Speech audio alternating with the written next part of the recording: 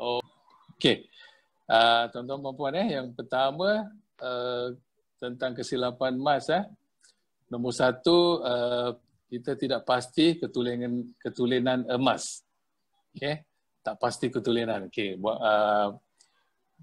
kalau barang kemas tu dia punya ketulenan 916 lah, 91.6 adalah logam emas dan yang lebihan tu logam campuran logam lain lah. Dan kalau kita cakap pasal gold bar Dina, dia punya ketulenan 999.9. Maknanya of course dari segi ketulenan yang lebih baik adalah gold bar atau Dina. Dan kalau kita cakap pasal emas, untung emas ni di mana? Okey, untung emas ni tak lain tak bukan bila kita selepas kita jual emas tu barulah kita dapat keuntungannya. Okay, kalau cakap pasal yang lagi satu yang penting adalah kita perlu tahu susuk nilai emas tu atau dipanggil spread lah, spread. Okay, kalau cakap pasal spread ni, gold bar dan Dina, maknanya yang 999 atau 24 karat, dia punya kalau public gold dia punya susuk nilai atau spread adalah 6 hingga 9%. Okay. Jadi kalau gold bar Dina, kalau spreadnya 10% ke atas, maknanya tinggi, kurang baik. So kalau bawah 10 tu masih okey. Kalau di public gold 6 to 9%. Maknanya kalau kita beli item atau emas yang lebih besar, biasanya dia punya spread lebih kecil lah. Tapi tuan-tuan dan kalau kita cakap pasal barang kemas, susuk nilainya adalah anggaran dari 20 to 40%. Okay, ada sampai saya tak tahulah lebih, tapi 30%, 40% tu dah lah sangat tinggi. Jadi okay, kalau kita ambil contoh mudah, letaklah kita beli emas ni, both barang kemas dan juga gold bar Dina dalam masa setahun mungkin dia naik 30%, 30%. So simple calculation. Tengok kalau example 100 gram, kalau kita beli 100 gram dengan public gold dia punya spread susuk nilainya adalah 7%. Betul dia 7%. Yeah. So kalau kita tadi awal saya cakap untung emas ni sebenarnya bila kita jual. So bila kenaikan 30% minus 7%, makna untung bersih dalam 23%. Dan kalau kita barang kemas pula, barang kemas letaklah dia punya susuk nilai 30%. So kalau lepas tahun kenaikan 30%. So is 30% minus susuk nilai 30% is actually apa dia panggil break even. Sebab itu kalau kita simpan barang kemas kena lagi lama. Kalau gold bar Dina, pakar advice medium to long term. Mediumnya dalam 3 tahun ke atas. Itulah so kesilapan pertama. So kalau tanya mana yang lebih baik untuk simpan untuk pelaburan sudah tentu gold bar atau Dina.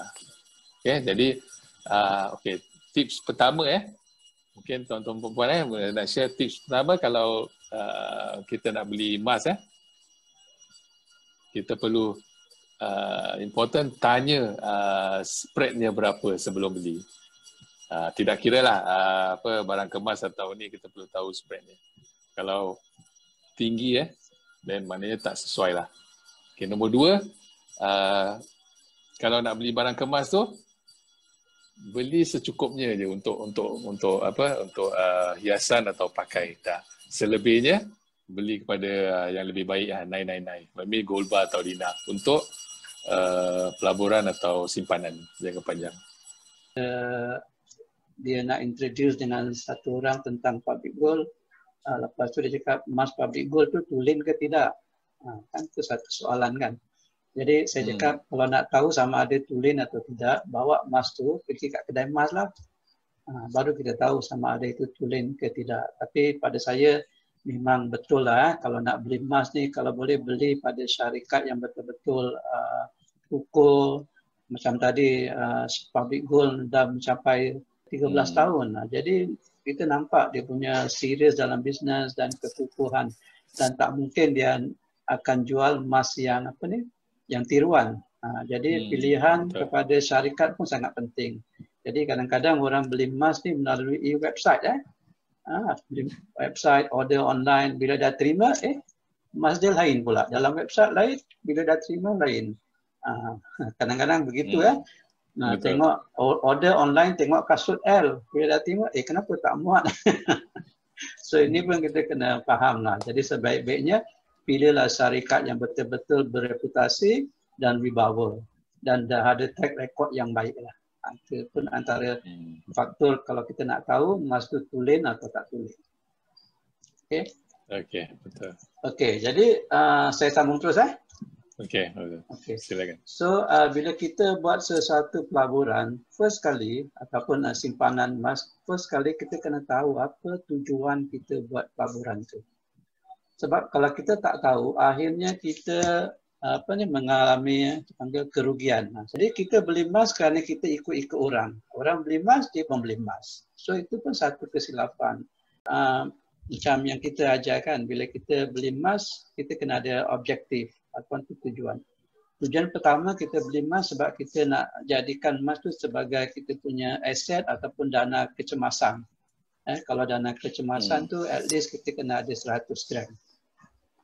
Jadi bila kita sudah ada ketulenan yang betul, jadi kita tak ragu. Kita tahu emas tu memang tulen. Jadi kalau kita jual balik pun, akhirnya kita dapat apa yang kita laburkan. So tujuan sangat penting. Lepas tu ada juga orang beli emas untuk tujuan dana persaraan. Sebagai contoh gap yang diintroducekan oleh public gold. Akaun simpanan gap tu sangat bagus untuk saya. Biar kita jadikan sebagai wang CPF kita. Sebab ada yang bekerja sendiri, buat berniaga, mereka tak tahu mereka ada CPF ke tidak. Jadi kalau tak ada CPF, biarlah jadikan gap tu sebagai CPF dan setiap bulan kita menyimpan ataupun dapat saja gaji ataupun hasil daripada perniagaan, belikan emas. Dan ada juga yang buat ini untuk pendidikan, untuk beli emas ni untuk tujuan pergi haji, pergi umrah. So banyaklah yang kita kena tahu. Jadi bila kita dah tahu objektif kita dalam pelaburan emas, senang. Yang tak tahu ni yang jadi masalah pasal dia ikut orang. Orang beli, dia beli. Okey, nombor 3 tidak memilih tempat betul. Ini tadi Haji pun dah touch ni, beli dengan betul. Beli dengan company yang kukuh credibility. Tempat yang betul satu saya nak touch. Kita tak boleh beli setakat kita tengok harga aja. Bila tempat tu harganya murah tapi tanpa kita ambil faktor-faktor lain. Pasal beli emas ni nak kena tengok macam tadi awal saya cakap, dia punya spread important, boleh tak bila nak jual balik mudah tak, akan tengok keseluruhan. Tapi alhamdulillah bila public gold dia punya platform yang baik, saya rasa 3 perkara lah nak beli dia mesra nak beli senang, mesra nak jual pun senang, boleh online, boleh using phone app dan juga mesra simpan.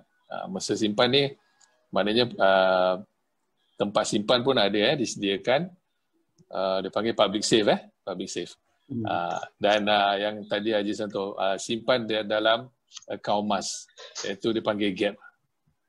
Ni gap pun satu akaun yang sangat baiklah untuk simpan untuk simpan matlamat yang Haji sebut tadilah. Lagi lah. Okey. Okay. Macam saya cakap tadi kan, tahun 2000 harga emas dalam 400 per ounce saja. Tapi sekarang dah naik sampai berapa? 1000 tadi, hari ini 1800 lebih ya. Memang jakaan harga emas itu akan terus naik lah. Okay, konsisten tu dalam pelaburan emas sangat penting. Saya dalam mula-mula berkecimpung dalam public gold ni, ada juga yang beli emas dengan saya. Saya beli 100 gram, dia pun beli 100 gram. Okay, masalahnya saya ni terus konsisten beli ya. Saya terus sampai sekarang. Tapi dia mengharapkan dia beli 100, lepas tu dia harapkan harga naik.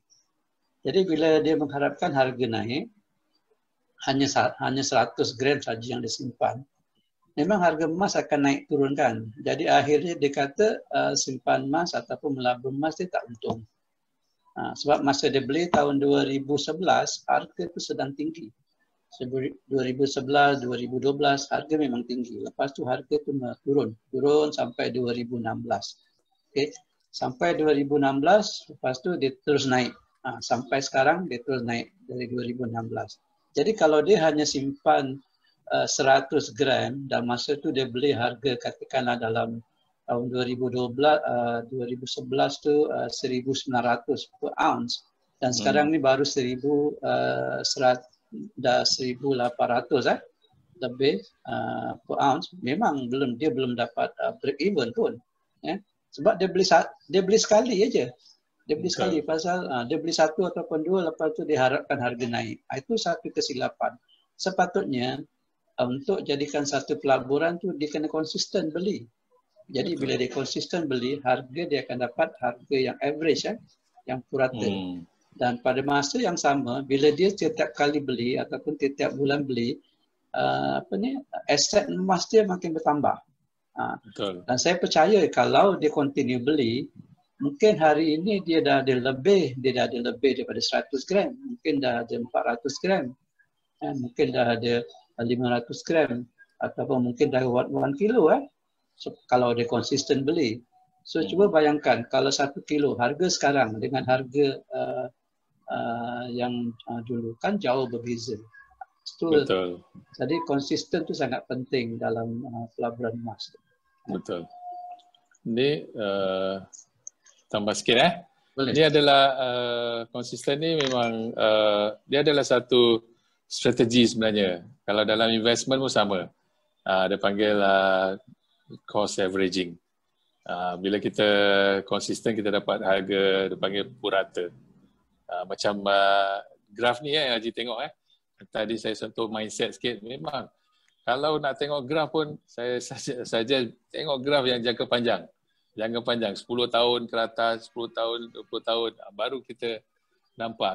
Kalau graf yang 6 bulan, 1 tahun, dia akan membuat kita rasa macam risau, rasa macam pasal itu short term. Jadi mindset tu nak kena jangka panjang, insya-Allah.